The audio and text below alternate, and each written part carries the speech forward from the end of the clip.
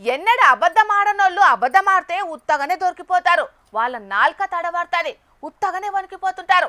అసంటిది దొంగతనం అంటే చిన్న ముచ్చటనా? ఎంత సీనియర్ మోస్ట్ దొంగలకైనా లోపల గజ గజ వణుకుతుంది పానం. ఓ సినిమాలా హీరో అల్లు అర్జున్ చెప్పినట్టు ముఖంలో జీవం ఉండదు. జనాలను బెదురు బెదురు చూస్తారు. ఎవరు దొరకబడతారా అన్నంత టెన్షన్ టన్నుల కొద్ది ఉంటుంది. కానీ గీడొక దొంగ మాత్రం అట్లా కాదోల్లా. షేన్ల కలువబోయి ముచ్చట పెట్టినంత అల్కగా, మాటలు చెప్పుకుంటా లగ్గన్ షాపింగ్ చేసినంత అల్కగా, కోట్ల రూపాయల బంగారం ఎంత అల్కగా కొట్టేసిండో చూస్తే పారేషన్ అవుతారోల్లా పక్క.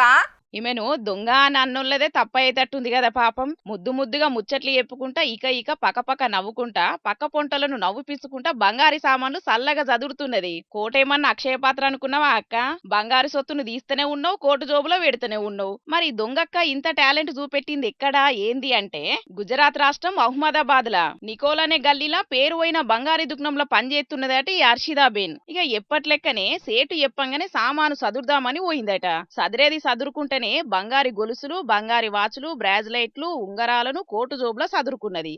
దగ్గర కిలంపావు బంగారం అంటే కోటిన్నర దాకా ధరగల్ల నగలను మూడో కంటికి తెలవకుండా మాయం చేసింది. ఎంబటే పక్క పొంటలకు అర్జెంటు పనుంది మల్లత్త అని సేటుకు చెప్పకుండా దుకాణంలోకెంచి మాయమైంది. సజ్జల పెట్టిన పెట్టెలు చూస్తే ఖాళీగా ఉన్నాయట. అక్క ఫోనేమో స్విచ్ ఆఫ్ అత్తున్నదట.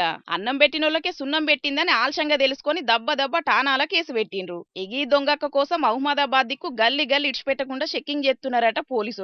నమ్మి నానే వస్తే పుచ్చి బుర్రలైనట్టు పనిచేసేటోళ్ళని గుడ్డిగా నమ్మితే గిట్లనే ఉంటది. అల్లట్టుండాలే. అచ్చిపోయేటప్పుడు పూరాగా చెక్కింగ్లు వేసుకోవాలంటున్నారు పోలీసోళ్ళు. మాటలతోని మాయ చేసేటోళ్ళని చూసినాం గాని దొంగతనం చేసినోళ్ళని ఈమెనే చూస్తున్నామని మస్తు మంది అనుకోవట్టిండ్రు. ఈమె నవ్వుకు ఫ్లాట్ అయిన జనాలు.